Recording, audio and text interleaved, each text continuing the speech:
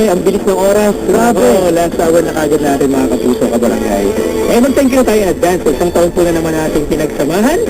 Maraming po salamat at maraming po kayong aabangan sa susunod na mga buwan, araw, taon na darating sa Talk to Papa at sa barangay. Sabi ko kanina, Papa Kiko, marami pang ipuputok ang Talk to Papa, ha? Kaya huwag ka lang lulubay. Pati ang buong istasyon ng Barangay LS, marami kang abangan sa taong darating. Dahil last hour na natin kabarangay sa ating Christmas special, meron tayong Rambo segment mamaya ng konti, Rambo Pasko. Ibigyan na natin yung pinaka mga ang tawag doon, blockbuster sa text, pinag-initan, pinag-usapan ng ilang araw. Pinilahan po ito ng mga tagapakinig sa radyo. Kanina tawanan tayo, ngayon naman mag-iyakan tayo. Sige, subukan Sino pa naman hindi maluluha sa ating Talk to Papa kasama ang mga taong ito. Naalala mo ba si Emily? Si Emily, Si Kennedy? si Kennedy, At marami pang iba. Ito po yung kabarangay Talk to Papa Special. Ako po si Papa Kiko. I'm Papa Bear. Ito lang sa barangay LS 97.1. Ayos ngayon. Tawanan ng problema. Ito, si Papa na. Pasko na. Ano bang pangalan natin? Emily. Ito si Papa Bear, Papa Kiko. Opo. Papa na. Ganito po yun. Kasi po, may problema po ako sa mister ko. Kasi po, nanay ko, yung patay siya, naiiyak ako. Sige na, okay ka ba?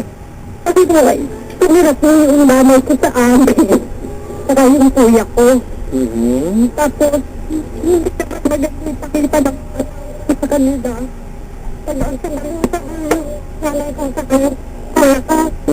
Nakita ko sa kakit.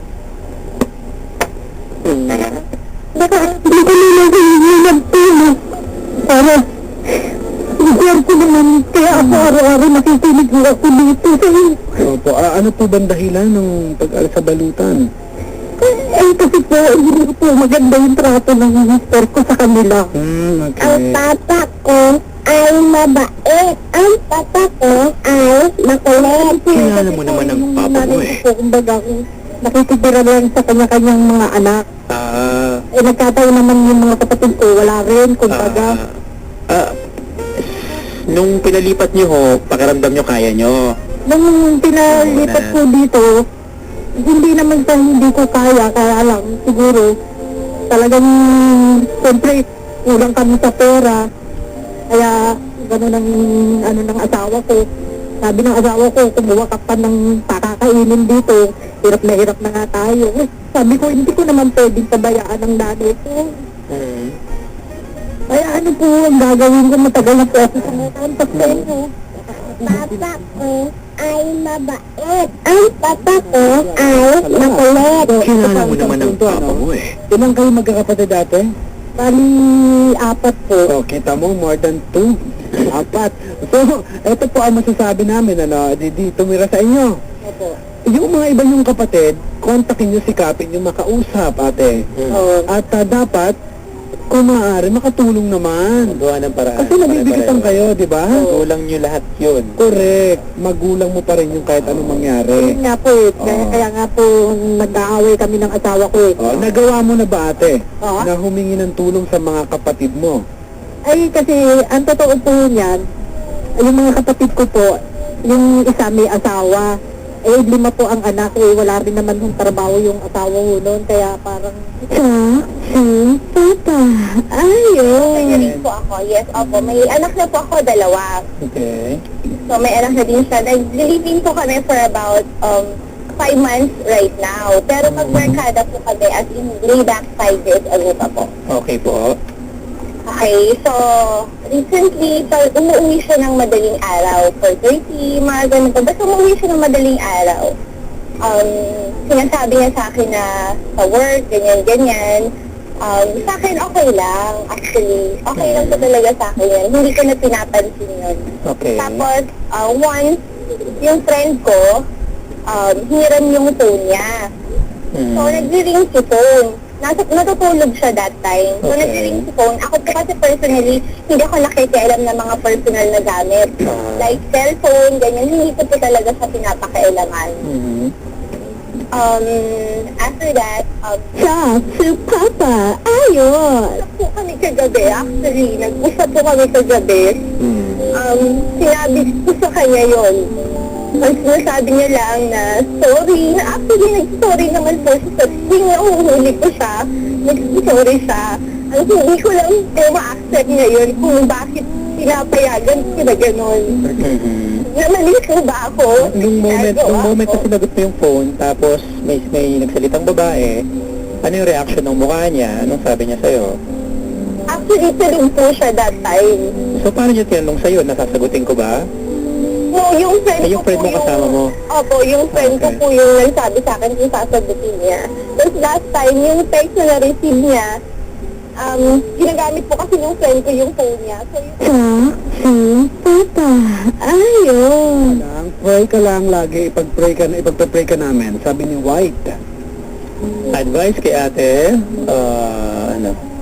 the basic answer to all the problems is to get a deep sense of presence of God in your life.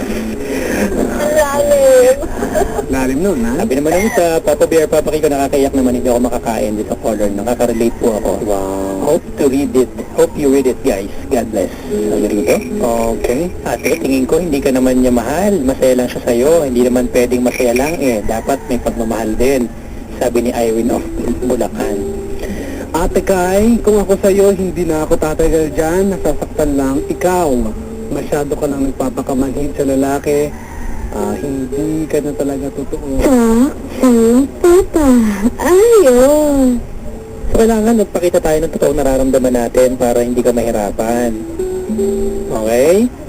Dapat may ultimatum, dapat nagpapakatotoo. Okay, dapat itinatama. Dapat nagagalit minsan. Part naman yung pagkatao natin eh. Part ng mga emosyon yung galit, di ba? Ikaw, kung weak ka lagi, nasabantalayin talaga ng partner mo yan. Gagawin niya lahat. Kahit kaharap mo na yung babae niya, siguro, hindi ka pa rin mawawala. So, yun yung pinaparamdam mo sa kanya. Papa, ayun. Although, nag-usap kami na yun, nagtatrabaho muna kami. And after mag-ipon, tapos po magpapakasal na po kami. Marami pong, na balak sa buhay. Tapos po, nahihirapan po kasi ako kasi mag-2 years na po ako dito, hindi pa rin po ganun kadali makalimutan yung nangyari. So yung tanong ko po ngayon sa inyo, Papa Bear, Papa Kiko, Kanina lang. kasi po gusto ko po sanang uwiin siya dun sa probinsya para po magkausap kami. Pero ano po, natatakot po kasi ako sa nararamdaman ko po kung masita kami. Naguguluhan po ako kasi. Talk to Papa. Dali! Ikaw na! Dali! Hello, anong pangalan? Edna Mabini. Edna Mabini. Taga saan po sila, ma'am? Po? Taga saan po kayo? Isang palok po. Oo, nasan po kayo ngayon?